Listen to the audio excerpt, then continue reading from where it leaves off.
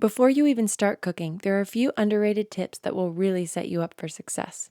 Today, let's walk through 4 essential knife skills that every beginner can master.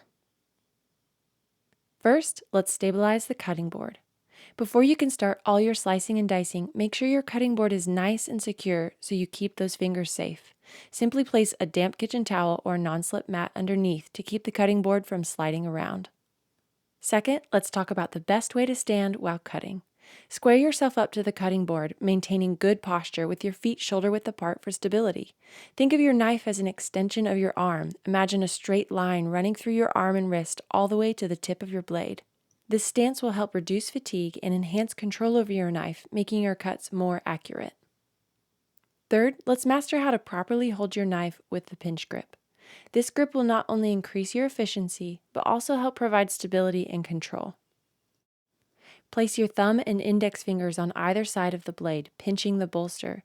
Then wrap the rest of your fingers around the handle. This will help you make precise cuts while avoiding any accidents. Finally, let's touch on how to protect your fingers when cutting.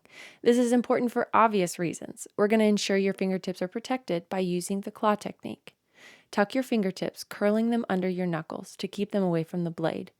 Your knuckles will help guide the knife while staying in line with the edge of the blade.